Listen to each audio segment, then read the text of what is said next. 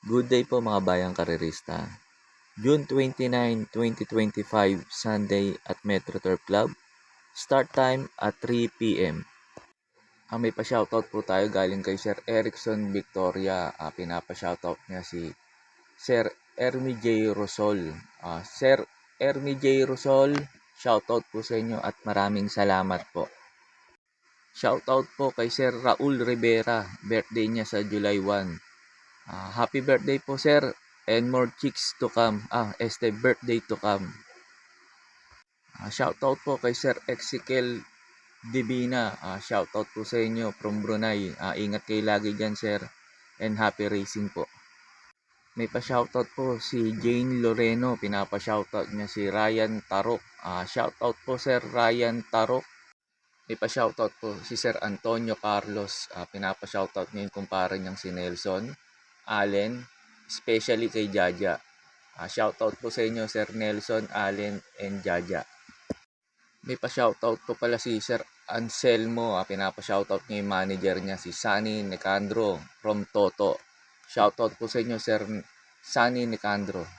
May pa-shoutout din po pala si Sir Rizaldi Mendoza. Pinapa-shoutout niya si Chairman Ray Bandilla ng Tondo, Manila. Chairman Ray Bandilla, shoutout po sa inyo.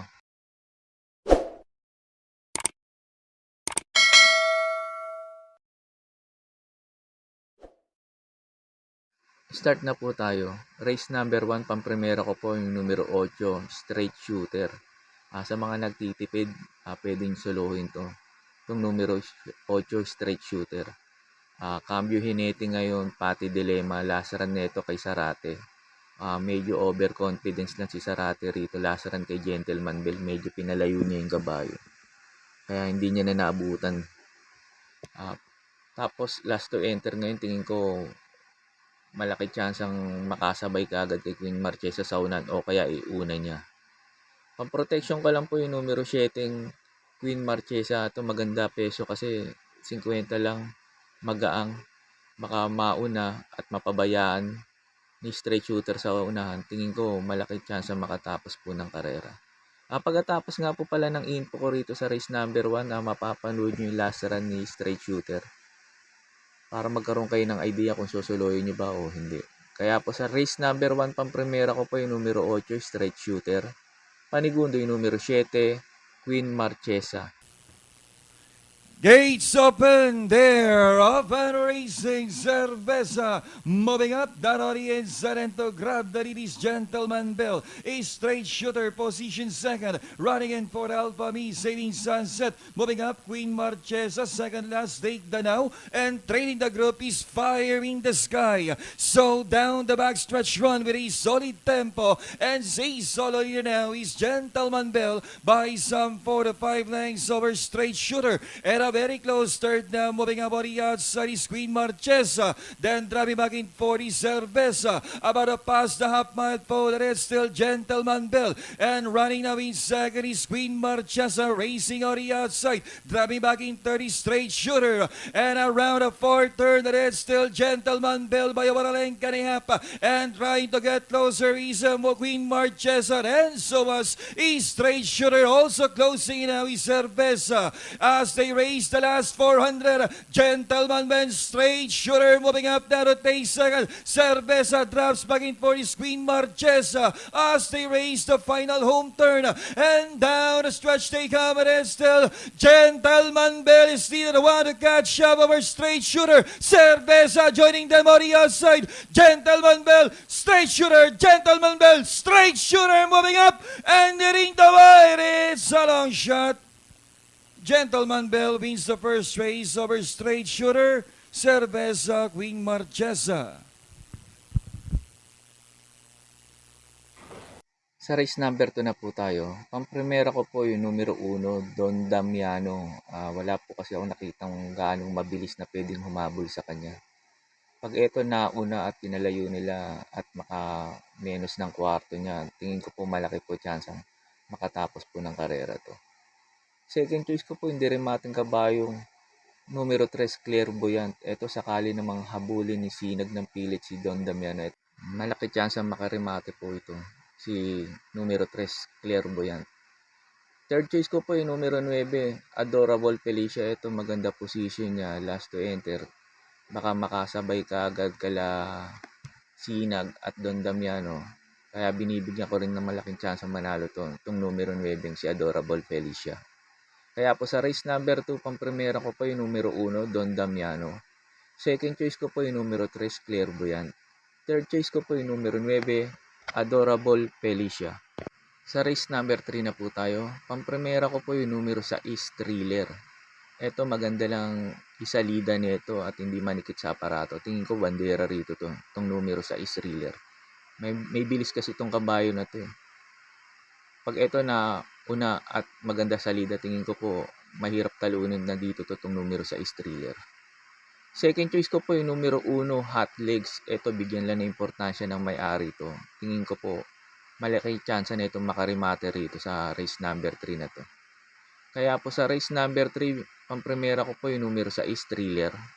Second choice ko po yung numero 1, Hot Legs. Sa race number 4 na po tayo. Pampremera ko po yung numero 2, Bali Bell. Eto kung sarati lang patong neto, sosoloin ko to eh. Itong numero 2, Bali Bell. Gamay kasi ni Sarati to. Pero tingin ko baka gamay na rin ni MB Pilapil to kasi nung kay Malabon King, sumigunda to eh, si Bali Bell. Pag eto nauna at hindi habulin, iikot lang at munit to sa unahan, tingin ko po malaki po chance makatapos ng karera to. Tingin ko hindi rin madidihado to dito. Bebenta to. Second choice ko po yung Yamado Sakiti, itong numero 7, Waray na May Dapa. Sakali namang hindi maganda pa itakbo ni Bali Bell, tingin ko po ito makakarimate itong numero 7, Waray na May Dapa. Pang-protection ko po yung numero 8, Potential. Ito, BJ Galleta na patong ngayon. Tingin ko po makakarimate rin din dito to sa race number 4 to si Potential. Kaya po sa race number 4, pang-primera ko po yung numero 2, Bali Bell.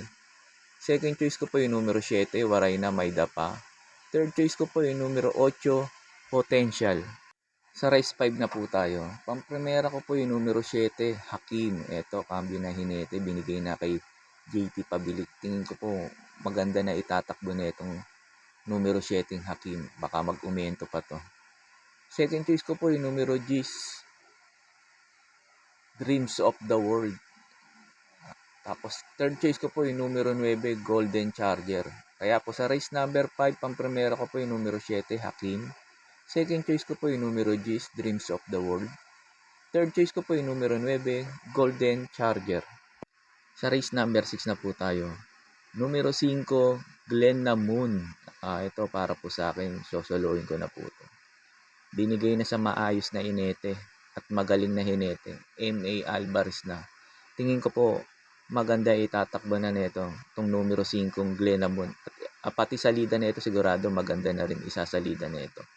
Tingin ko po makakasabay na kagad to. Hindi katulad mga lasaran nito, nagpapabugaw to eh. Kaya po sa race number 6, itong numero 5, Glenna Moon. Para po sa akin, sosolohin ko na po to. Sa last race na po tayo. Bago nga po pala ako magbigay ng info ko sa last race, makikiusap ulit sana po ako sa inyo na sana po mag-subscribe po kayo sa YouTube channel ko. At pakitap na rin po yung notification bell para updated kayo tuwing mag-upload ako ng mga videos and infos ko. Arnel Racing Tips, maraming salamat po. Sa last race na po tayo. Sa last race na to, may nakikita ako mabibilis dito eh. Sila Distant Thunder, Cheese Royal, Pukawe, Rivertown. Kaya napili ko yung Dirimate at nakakasunod. First choice ko po yung numero 9, Carried Away. Ito maganda position niya nasa labas. Tingin ko po makakasabay na kagad sa unahan. Sakali maghabulan yung tatlong mabibilis. Second choice ko po yung numero 1, Distant Thunder. Ito naman nasusunod naman tong kabayo na to. Pag nag-unahan si Cheese Royal sa si Bukawi Rivertown, ito makikinabang tong numero 1, Distant Thunder. Pangdihado ko po yung numero 10, Jengs Had Enough. Ito maganda position niya, last to enter.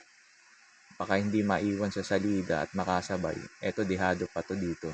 Itong numero 10, Jengs Had Enough. Kaya po sa last race, pampremera ko po yung numero 9, Carried Away. Second choice ko po yung numero 1, Distant Thunder.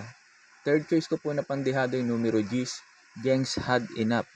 Yun lang po and good luck and happy racing po mga bayang karerista.